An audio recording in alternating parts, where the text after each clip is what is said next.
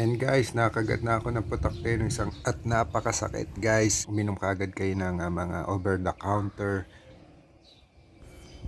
As you can see guys, meron na naman kaming putakte, bahay ng putakte dito sa halaman.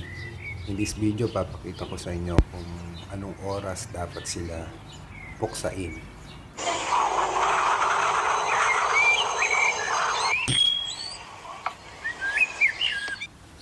Good morning guys, how's everyone? Welcome po sa aking channel.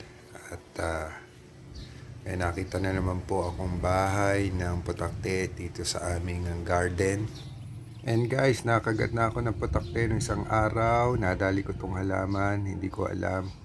At napakasakit guys. Kapag nakagat kayo, lumayo kayo kagad. Hugasan nyo kagad ng soap and water.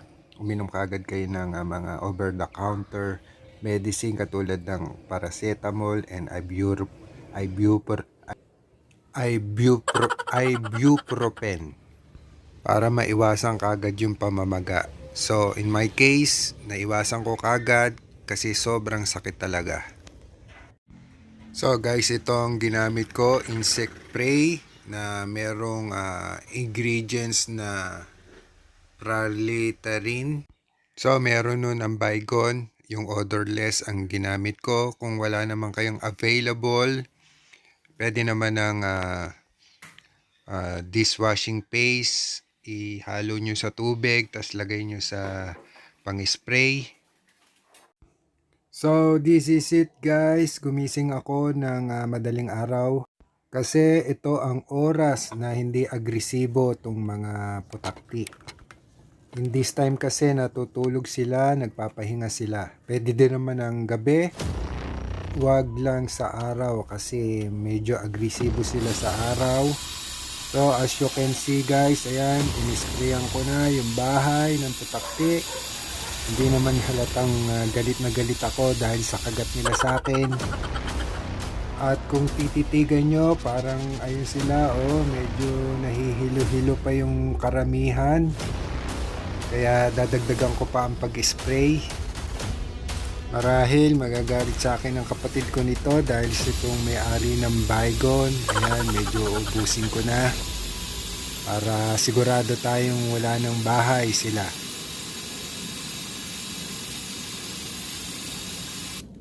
So that's it, at babalikan ko na lang yung bahay nila sa umaga. Titingnan natin guys. So eto na yung itsura niya ngayon. Halos wala na yung mga putakte. Ayan guys, yung bahay nila. Alisin ko na dito sa halaman. Pero kung hindi naman sila nakakagambala sa inyo, kasi malaki din ang pakinabang nila sa mga halaman.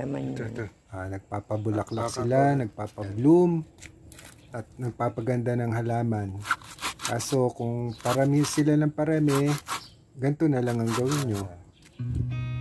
So that's it guys. Sana may natutunan kayo kahit konti.